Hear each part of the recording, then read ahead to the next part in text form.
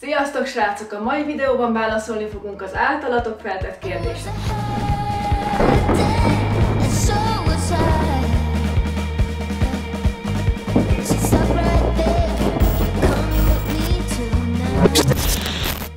Szóval most így első körbe elkezdünk akkor bepakolni az útra. Volt ezzel kapcsolatban is egy kérdésetek, hogy mi hogy pakolunk össze, miket teszünk be, illetve hogy hogyan olcsósítjuk az utazást, és ezt fogjuk most nektek megmutatni és elmondani. Hogyha hosszabb útra megyünk, akkor 4 bőröndöt viszünk magunkkal, 2 ilyen nagyot, ilyen ekkorát, és 2 darab ilyen kicsikét. És ebbe általában beszoktak férni a dolgaink, hát fura lenne, ha nem férne be, és ezeket jól megpakoljuk mindenféle jósággal. Nem szoktunk a gépre semmi extrát kérni, nem szoktunk ülést megvásárolni, se tényleg semmit, ahova jut nekünk hely, oda ülünk. Vinni szoktunk magunkkal az útra több dolgot, hogy ott ne kelljen megvásárolni, és ezzel is úgymond spórolunk, nem csak hogy pénzt, de még időt is, mert szoktunk magunkkal vinni teját, szoktunk magunkkal vinni kávét, de most ilyen instant kávét viszünk, ami nem a legjobb, de nekünk az utazásra tökéletes lesz. Aztán van ilyen nápolyi jellegű, ilyen paradicsomos, bazsalikomos, akkor amit már múltkor is vittünk, ez ilyen szárított mangó. Ez mind akkor jön jól, hogyha az ember nagyon éhes, akkor bekap valamit. Ezeket mind elvisszük. A neceszart is mindig jól telepakoljuk, viszünk dezodort magunkkal, meg ilyen kis csibrikekbe áttöltjük a dolgokat, hát ezt a Tomika nem nagyon szereti. Ezt a dezodort viszem? Azt Jó, eldöntöttem. nemhogy örülnél, hogy bepakolok. Ez a zacskó pedig általában csak a gépen szokott kelleni, ezt oda szoktam előkészíteni, van benne fogkrém, meg fogkefe, meg dezodor, fertőtlenítő, meg ilyesmi, amire szükség lehet.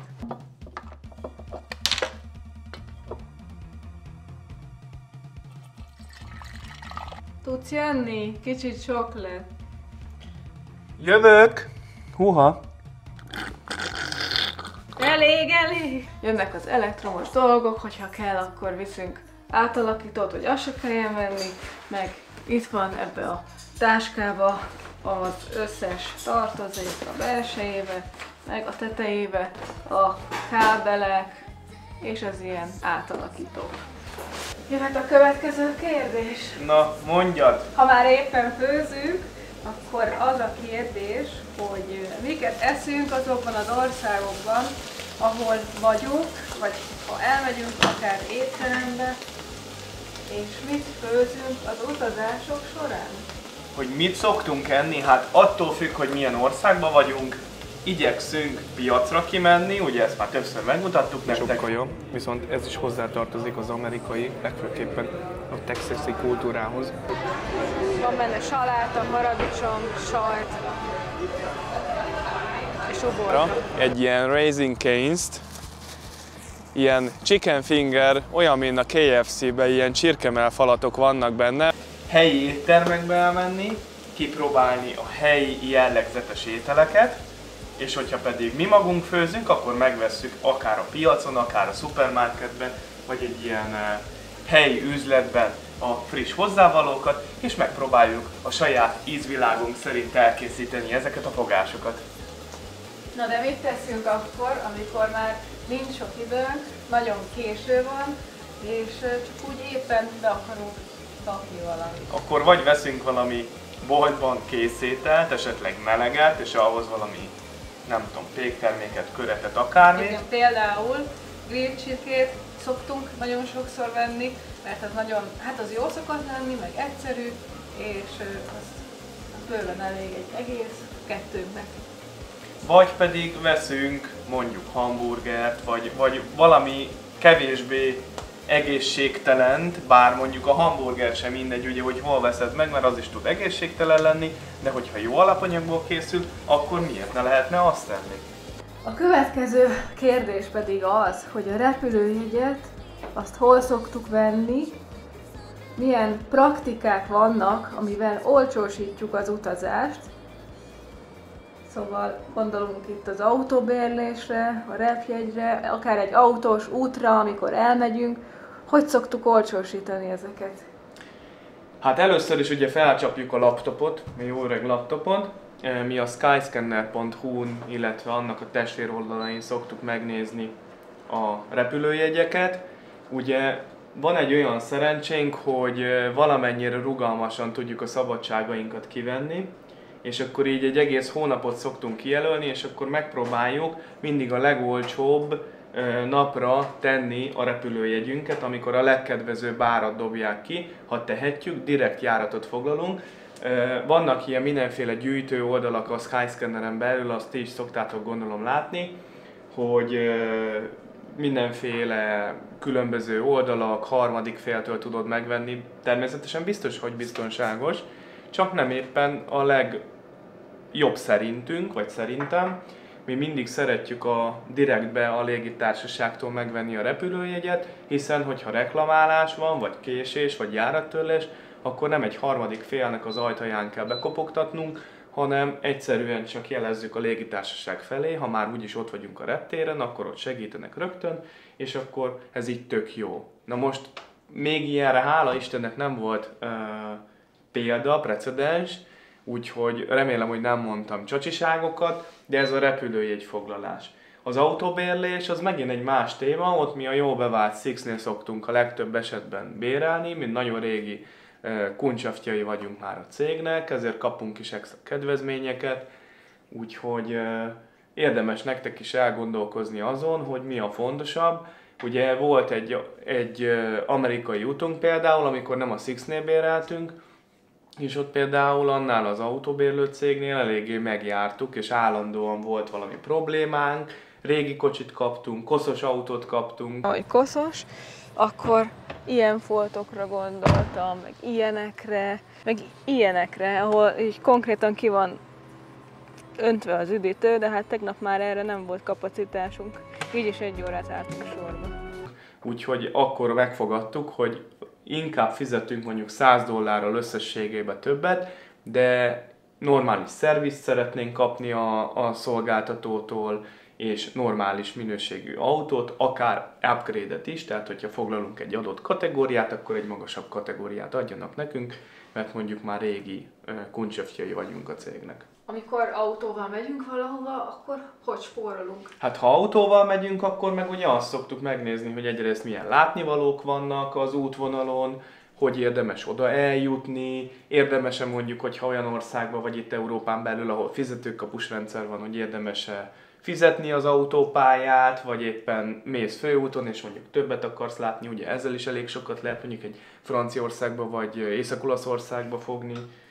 És hát ugye az sem mindegy, hogy hol tankolsz szerintem, hiszen beszélünk itt mindig arról, hogy nem mindegy. Luxemburgba és itt Svájcba nagy általánosságban az autópályán is ugyanannyiba kerül az üzemanyag, mint hogyha lemész az autópályáról. Azért mondom, hogy nagy általánosságban, mert előfordulnak kirívó esetek. Viszont, hogyha mondjuk egy Ausztriába, vagy egy Németországba, Franciaországba, vagy egyéb más országba jársz, akkor érdemes esetleg a Google-t megnyitni, és ott rákattintasz arra, hogy benzinkutak, és a legtöbb esetben ki szokta írni már a Google is, tehát nem kell egy harmadik applikációt letöltened az adott országhoz, hogy üzemanyag információt kapjál, és akkor ki szokta írni a benzin, dízelt, és akkor így rá tudsz szűrni, és meg tudod nézni, hogy mondjuk az autópályához képest milyen hatalmas nagy különbségek vannak, hogyha esetleg letérsz mondjuk egy kis faluba, vagy egy autópálya melletti kis településre, vagy nagyobb pihenőhelyre is akár, ugye szokott ilyen is lenni, és akkor esetleg ott még be tudsz menni egy boltba, vagy esetleg ha faluhelyen vagy, akkor látod a vidéket. És most, hogy megérkeztünk, akkor jöhet a következő kérdés, hogy honnan vannak az infók, előtte készülünk-e, vagy megtanuljuk-e a dolgokat, amikről beszélünk. Hát nem, ez úgy szokott lenni, hogy nem igazán szoktunk előre, hetekkel előre készülni, se hónapokkal, hanem előző nap szoktuk így megnézni a dolgokat, hogy mit érdemes megnézni, és akkor választjuk ki úgy körülbelül, hogy merre fogunk menni. Persze egy nagyobb utazásnál már előre tudjuk, hogy merre fogunk menni, de akkor is a dolgokat mindig előtte olvassuk el, és előtte érjük össze, közösen megbeszéljük, hogy ki mit fog mondani, és ezáltal mi is így el tudjuk mondani, és megtanuljuk. És most se terveztük meg, hogy mi lesz a programunk, ugye a következő napokban, de mégis itt vagyunk egy apartmanban, amit majd a következő részben látni fogtok. A zenékkel nincs gondja a YouTube-nak? Nincs gondja neki, mert elő vagyunk rá fizetve, illetve hogyha olyan zenét vásárol, vagy olyan zene van a videóban, ami ismertebb, azt is külön megvásároljuk. A következő, nézzük a videóitokat, nagyon tetszenek, jó a tartalmuk, minőségiek, és még éjszaka is zajmentesek. Köszönjük szépen! Szeretnénk megkérdezni, milyen géppel és készülékekkel készítitek a felvételeket.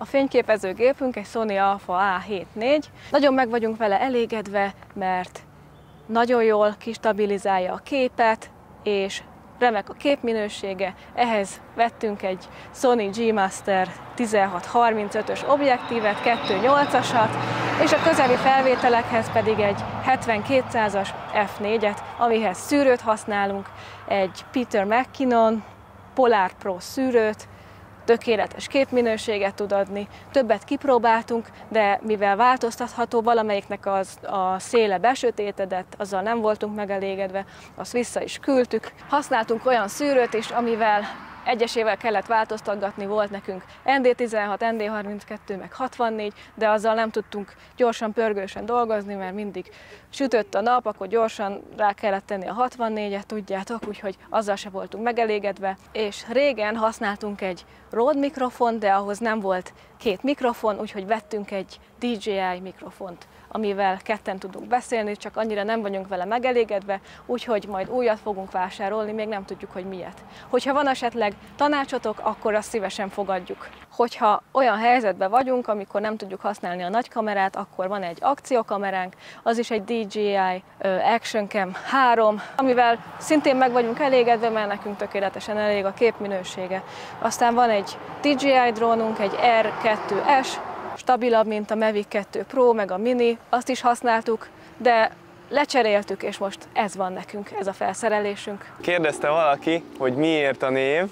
Hát a spotlight az ugye reflektorfényt jelent, ugye szerettünk volna egy kis reflektorfényt adni a részleteknek, a mi életünknek, és annak, hogy egyszerűen megpróbálunk értéket teremteni. Nem mindig könnyű, de megtesszük. A Tumi, az pedig ugye a Tomi és a Merci-nek a kezdőbetűit jelenti. Válaszolj kérlek a következő kérdésre. Hello, nagyon informatívan, profin megtervezitek a videóitokat? Van esetleg erre irányuló végzettségetek? Hát jelenleg mi a vendéglátóiparban dolgozunk, hotelszakmában, 5 csillagos szállodaiparban, illetve ugye a Merci elvégzett egy fotós tanfolyamot, ő vágja a videókat, az ő keze munkáját dicséri az, amit most jelenleg is néztek, és hát ugye utazni mind a ketten szeretünk, igazából mindig azt szoktam mondani, hogy sok pénzből utazást szervezni bárki meg tudja csinálni, nem az a tudomány, hanem hogyha egy kicsit olcsóbban és összeszedettebben megtervezel egy utazást, na az a kihívás. A következő kérdés, amit megkaptunk tőletek, hogy mi hogy ismertük meg egymást. Én akkor Németországban éltem, de előtte sokszor láttuk egymást ugyanabban a városban, és egyszer csak felvettem a Mercivel a kapcsolatot, és aztán hetekre később kaptam egy választ, és aztán elkezdtünk beszélgetni, aztán telefonáltunk sokat, majd találkoztunk, majd megint, és azóta együtt vagyunk. Reméljük, hogy minden kérdésetekre választ kaptatok. Ez volt tehát a kérdezfelelek. Hogyha szeretnétek majd még többet megtudni rólunk, akkor írjatok megint kérdéseket, és ezt mi megint meg fogjuk nektek válaszolni. Hogyha tetszett ez a rész és ez a kérdezfelelek rész, iratkozzatok fel, és nyomjátok meg a kolompot, hogy értesüljetek mindig a legújabb kalandjainkról. Ne feledjétek, nem sokára jelentkezünk egy újabb videóval. Addig is jók legyetek, vigyázzatok magatokra. Sziasztok, ciao ciao.